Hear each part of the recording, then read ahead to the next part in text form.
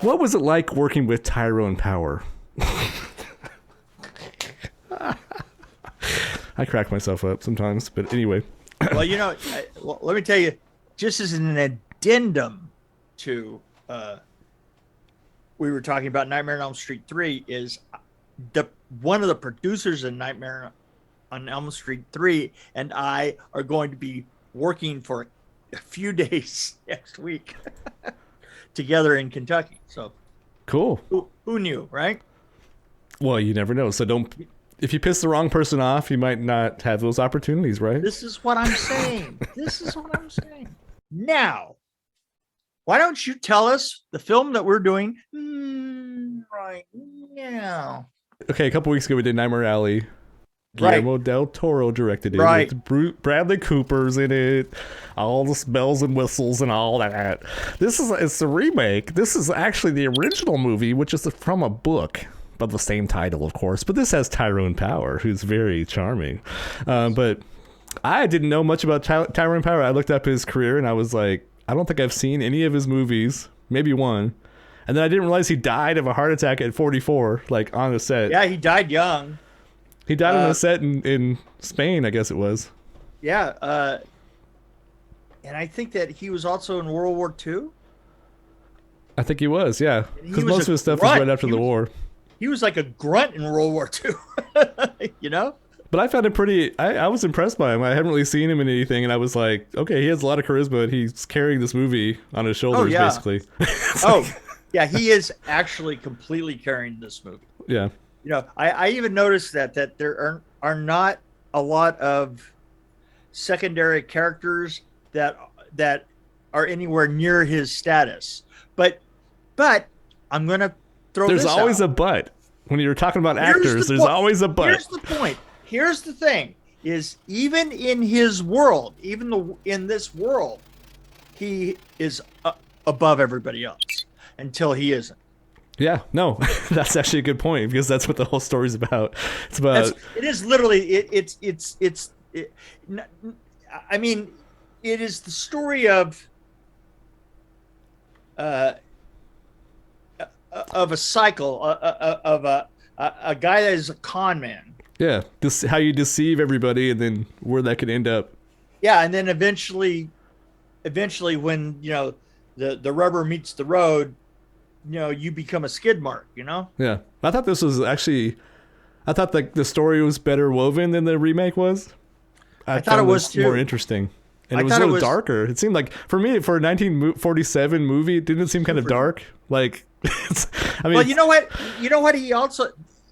The thing is also the women in the most recent one were more important than they were in that one, in this one. Guillermo del Toro, the women were a lot stronger than they are in this one. Mm-hmm. Yeah. And... Well, you have like... I'll be a good wife to you. Come on, I'll do anything you want. That's right. And the problem is that it seems very... dated? Is it dated?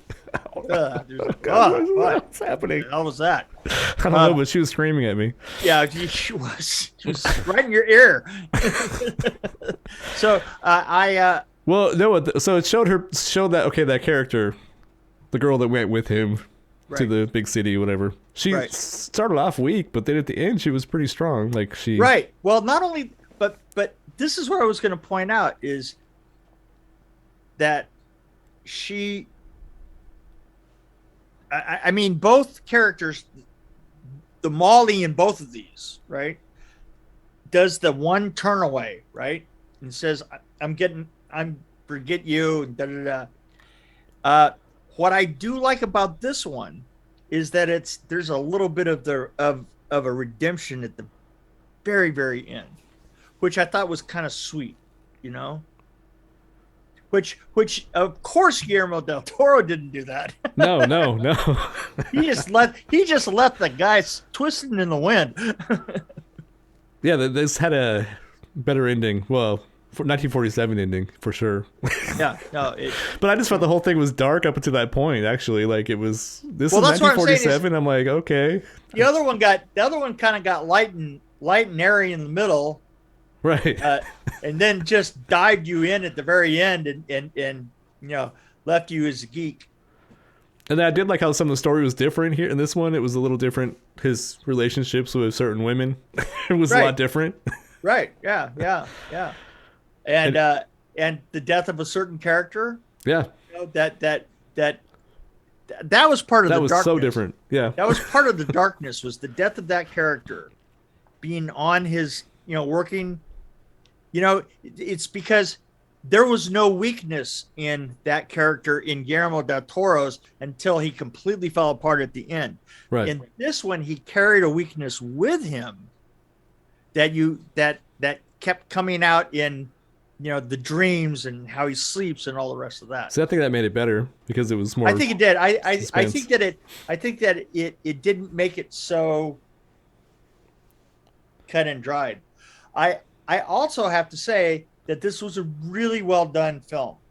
Yeah. No. Absolutely. I mean, it is shot beautifully. And I would never have watched this if it wasn't for Guillermo del Toro's remake.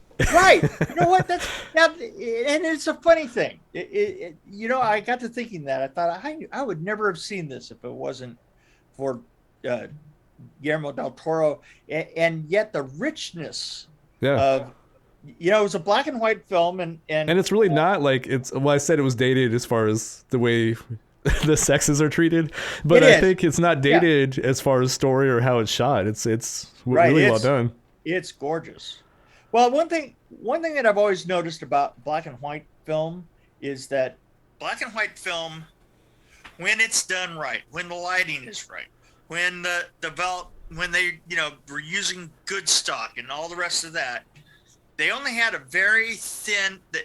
The film is actually thinner than color film because it doesn't have to represent 3 different tones. Okay, so because of that, the very thinness of the film and the fact that it only has to represent 2 tones, Mm-hmm. Yeah, it makes it 2 tones in every shade in between. Yeah. Contrast. Yeah. Well, behind me, there's a whole bunch of contrast right there. I mean, just look at behind you. Look at how incredibly crisp and yeah. Oh, whoops! Wait, wrong way. And I'm not sure. And this is a perfect example of that. This film had such depth in the circus stuff. No, right? Absolutely.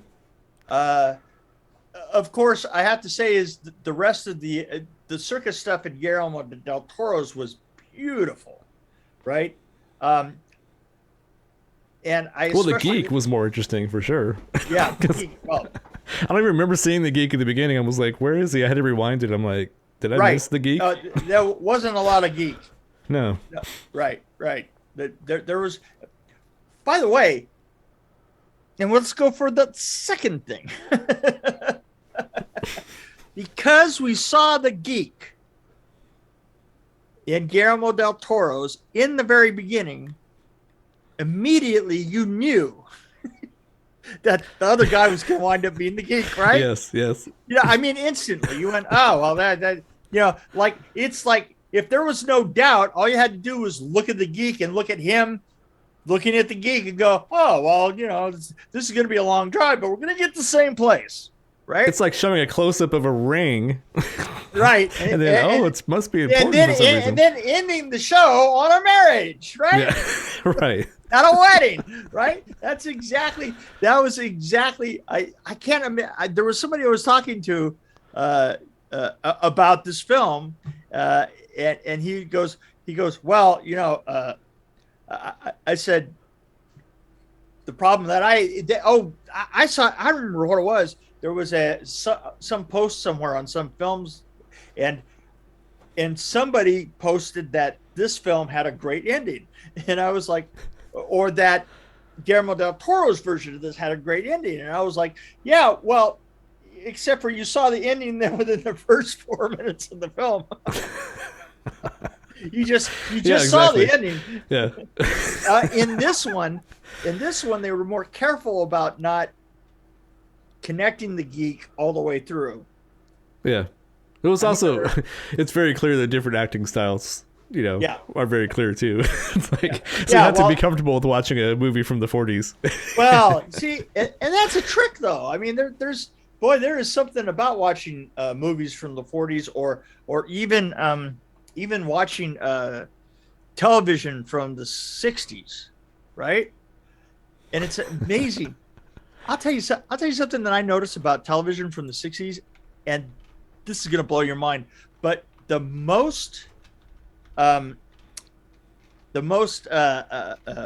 forward-thinking stuff that I saw, and I've been watching a lot of the 60s TV series and stuff, and probably one of the ones that has the best depiction of women would have to be the Addams Family and the Munsters. Oh, I can see that. I can because- totally see that. Especially when we're talking about the daughter on the Munsters. Yeah, but just the fact that they had different structures in their house. I mean, to this day, the talk that What about Herman gives to Eddie Munster, yes. that talk that he gave about inclusion, to this day you can play that, and it just rings just as true as you can imagine all the way across. That's true. What about My Three Sons? That was a different setup. Yeah. But if you really want to see, want to see the most sexist show you've ever seen, take a look at the one with the horse, Mr. Ed. Oh my god! I used to love that when I was a kid just because I was fascinated by the horse talking. I loved it when I was a kid, and then I thought, well, I'm going to go back and I'm going to watch some of them with my granddaughters and stuff. And I got through like one of them. I was going, I get it now. Then there's My Mother the Car. Yeah. That's pretty bad too. Yeah, pretty bad. I mean, they're and to me, I tell you, the best out of the whole bunch would have to be literally the Munsters is probably the best one. Well, that's one of my favorite shows. And I love that show. I do. I'm not a fan of the Munsters as much as I am of the Addams Family. Really, I like Munsters. I would go with Munsters if I had a choice. Yeah, see, and I would go. You know what? When you grow up, you're either Munsters or Addams Family. I like Addams Family. It's kind of like how I feel about Star Wars and Star Trek. I won't say which one I like more, but I like them both. But I like one more. Yeah. No, it's true. I like them both. But I definitely like the Munsters more. I can say that. Definitely, I'm an Addams Family.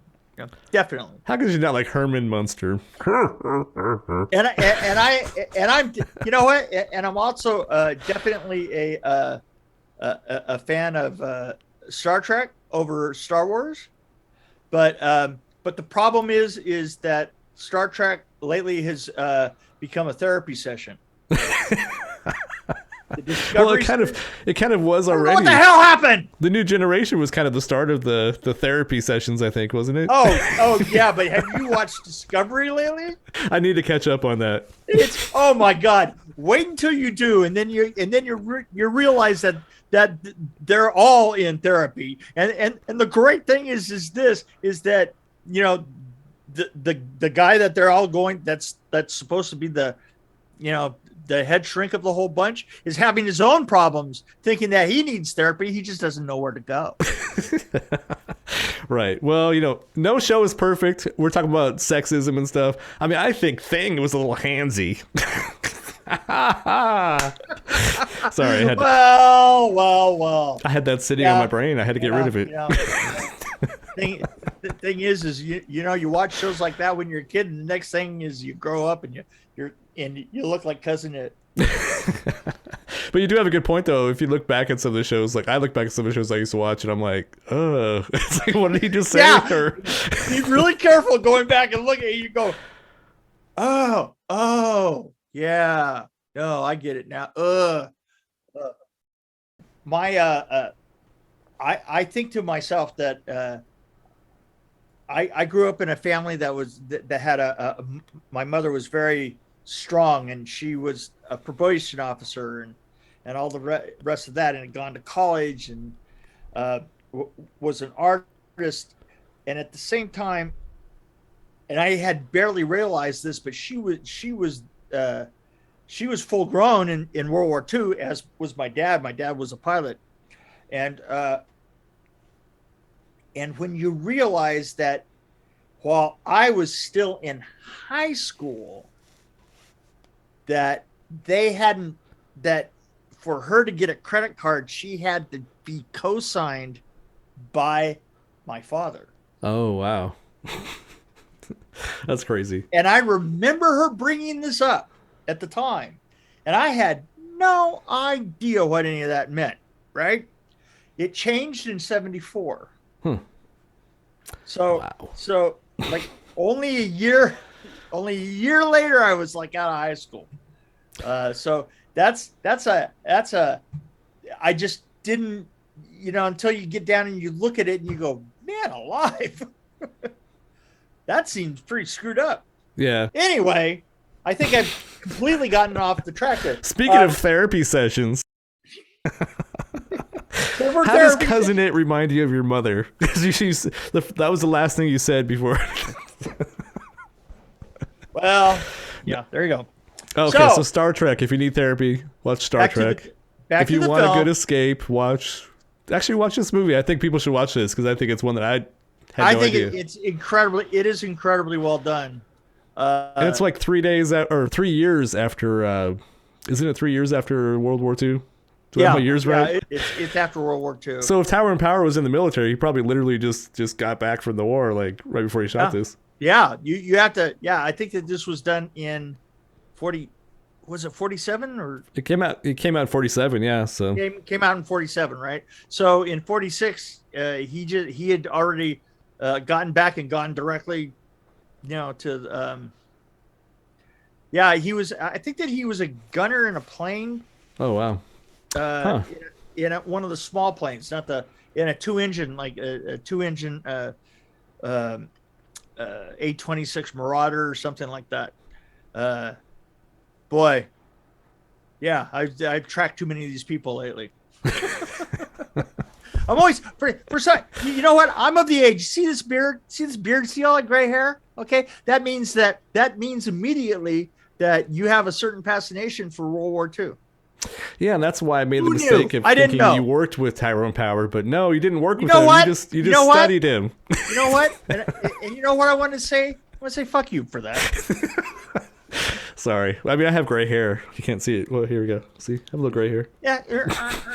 But that's because I was watching too many movies about World War II. I like all those John Wayne movies. I have worked with a lot of,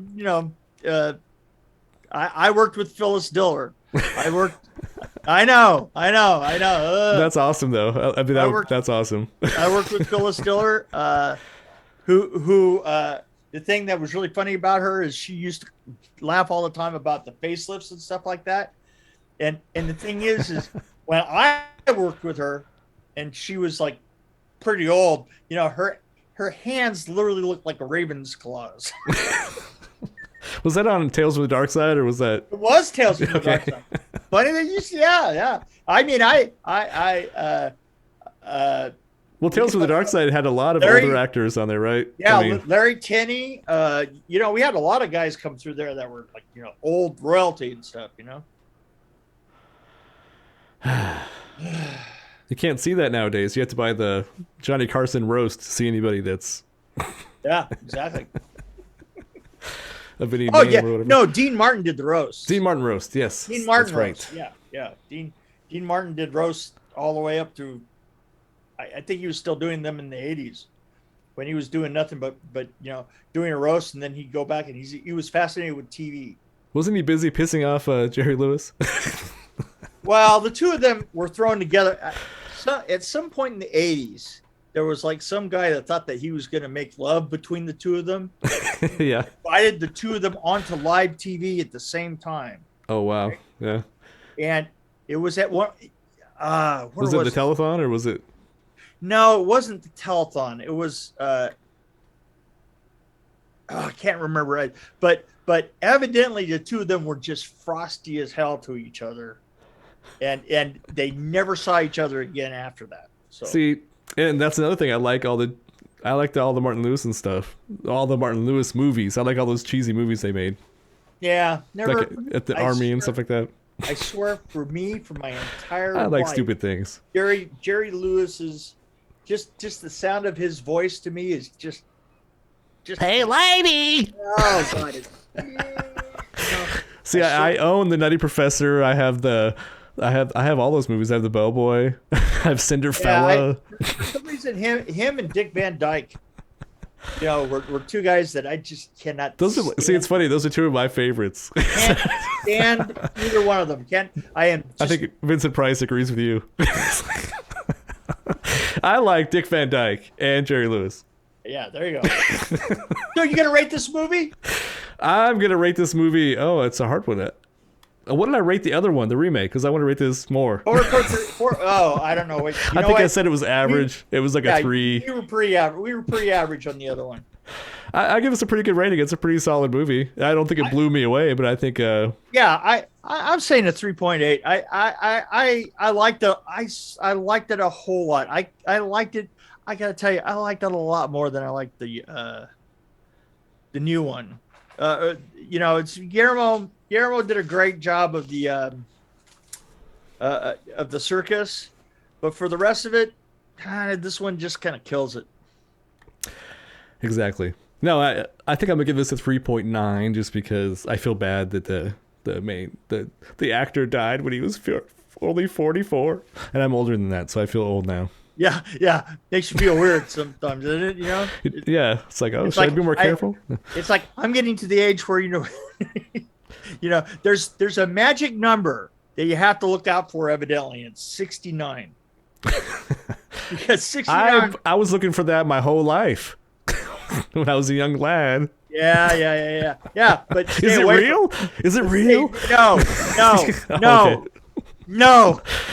Stay away from it, because you're going to join the David Bowie, Tom Petty,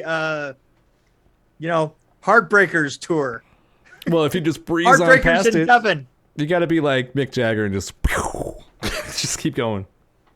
Well, or just be like Keith Richards and get so high that you pickle yourself. Thing is that.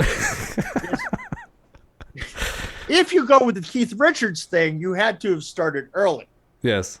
I mean, you had to have been pickled at 18, formaldehyde by 30. You have to be way deep in there. I think I would go with the Betty White or the George Burns approach. Just be funny all the time. Well, that's true.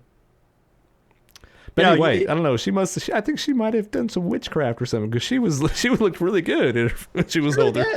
So, no, but I would take the George Burns approach. Just be really funny and be chill. He was a pretty chill guy. Smoked a lot of cigars. That's probably what saved his life was the cigars.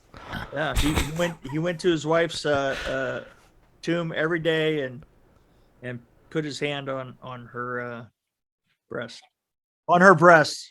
If you're into radio shows, by the way, on her breast. If you're into old radio shows and you haven't heard Burns and Allen, you have to check it out. Yeah, it's pretty cool. Yeah. But some of the jokes are kind of corny. But I mean, you listen to our show, so yeah, you're listening to us, so